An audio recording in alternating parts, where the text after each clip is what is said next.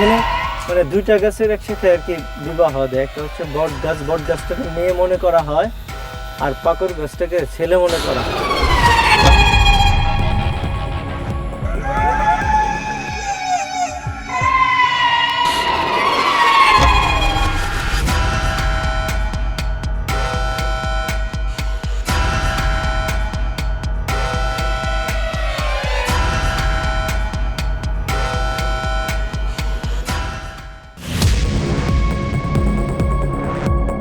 আজ আমরা এমন এক জায়গার কথা তুলে ধরতে যাচ্ছি যেখানে প্রকৃতি আর অতিপ্রাকৃত মিশে গেছে একই বিন্দুতে।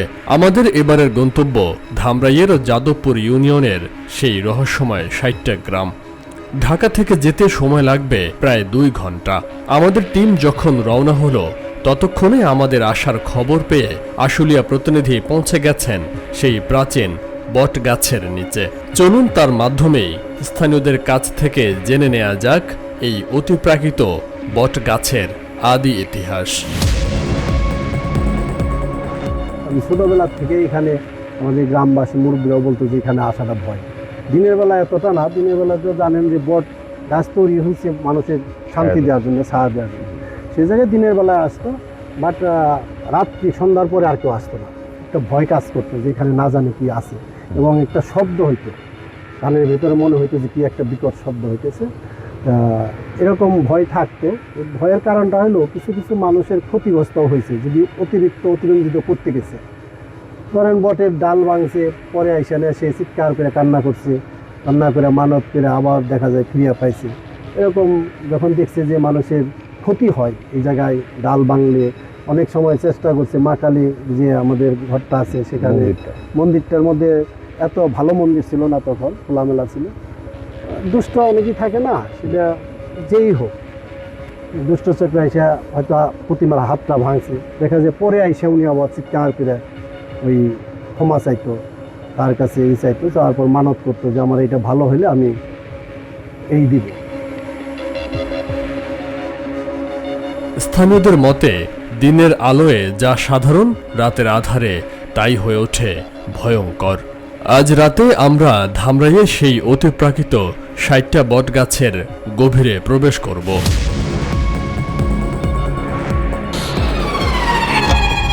সন্ধ্যা নামতেই শুনশান নীরবতা। গাছের ডালে স্পষ্ট করে দেয়া আছে নির্দেশনা। বোঝার উপায় নেই কোনটা মূল কাণ্ড আর কোনটা শিকড়। প্রকৃতি এখানে নিজেকে এক জট পাকানো গোলক ধাঁধায় রূপান্তর করেছে। মানে আমার মানে এই যে শরীরের এখানে আসার পরেই এই ফিলটা আমার অতীতে কখনোই হয় নাই। জানি যে শরীরের রুম মানে দাঁড়ায় যাচ্ছে। আচ্ছা যাক, এই গাছ সম্পর্কে যদি একটু বলি, সেটা হচ্ছে যে এই বট গাছটা হচ্ছে আজ থেকে আরও ৫০০ বছর আগে দেবীদাসদের পূর্বপুরুষরা এই গাছটা রোপণ করেন। এবং যখন এই গাছটা রোপণ করেন তখন হচ্ছে যে ওই স্থানীয় সনাতনী ধর্মের লোকজনরা এই গাছটারে দেবতা মনে করে এইখানে একটা মানে মন্দির তৈরি করেন। এই মন্দিরটা তৈরি করেন এবং তারপর যেটা হয়েছে যে তারা এইখানে একটা পাকুড় গাছ ছিল, পাকুড় গাছটাকে ছেলে এবং এই বট গাছটাকে মেয়ে ধরা সনাতন ধর্মাবলম্বীদের বিয়ের নিয়ম অনুযায়ী ব্রাহ্মণ ডেকে আয়না এই গাছ দুইটারে তারা বিবাহ দেন।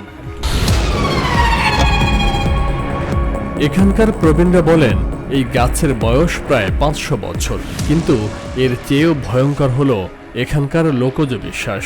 এই গাছের একটা ডালও কেউ কাটে না। যে কাটবে সে হয় পঙ্গু হবে, না হয় কঠিন অসুখে পড়বে। কারণ এমন ঘটনা আগে অনেকবারই ঘটেছে। এই গাছটা শুধু গাছ নয়, এর ভেতরে আছে অন্য কিছু। আচ্ছা, আমরা এখানে হাঁটবো কিন্তু কোনো গাছের ডাল বা পাতা ছিঁড়বো না, হ্যাঁ? কারণ এই ডাল পাতা ছিঁড়া নিয়ে কিন্তু এই এলাকায় অনেক ঘটনা আছে। মানে এইখানে থেকে কেউ ডাল পাতা আমার শব্দ গেছে। হ্যাঁ হ্যাঁ, আমার এখানে প্রচুর অস্বস্তি লাগতেছে। আজ আমরা এখানকার অশরীরী আত্মাকে আমন্ত্রণ জানানোর দুঃসাহস দেখাবো। আমরা দেখতে চাই শুধু কি লোকজ বিশ্বাস নাকি সত্যি কিছু আছে। আপনারা আপনাদের উপস্থিতি আমাদেরকে একটু দেখান। মা কালীর দিব্যি লাগে, যদি এখানে কেউ থাকেন আপনাদের উপস্থিতিটা আমাদেরকে একটু দেখান।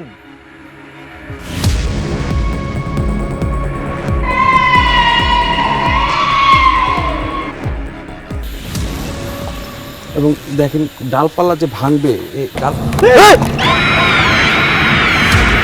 আসসালামু আলাইকুম।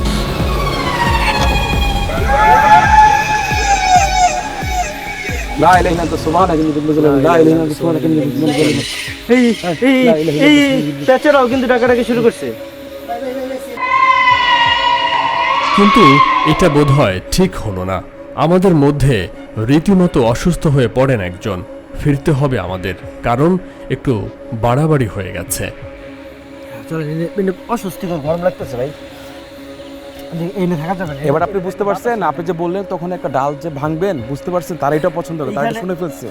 এইখানে থাকলে মানে অস্বস্তিকর গরম লাগতেছে, এখানে কোনো বাতাস লাগে না। এর আপনি এই এরিয়াটার বাইরে গেলেই কিন্তু আবার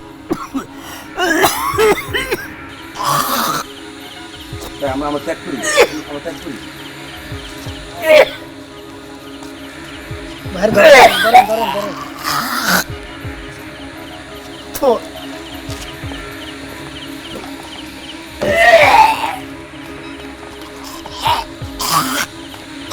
রাখি ভাই, রাখি ভাই, এই টিমের লোক ফোন দেন তো। খারাপ লাগতেছে?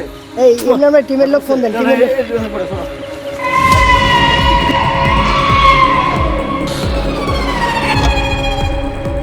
আমরা ফিরছি, কিন্তু টিম সদস্যরা অজানা কারণেই কিছুটা ভীত। আতঙ্ক যেন পিছু নিয়েছে আমাদের। হঠাৎ গাড়ি নষ্ট হয়ে যায়, বুঝতেই পারছি কিছু একটা পিছু নিয়েছে আমাদের। তাই আরেকটা গাড়ি ম্যানেজ করে আবারও রওনা হলাম। আতঙ্ক আর সমস্যা পিছু ছাড়েনি এখনো। তাহলে কি লোকজ কথাগুলো সত্যি? আপনাদের কি মনে হয়?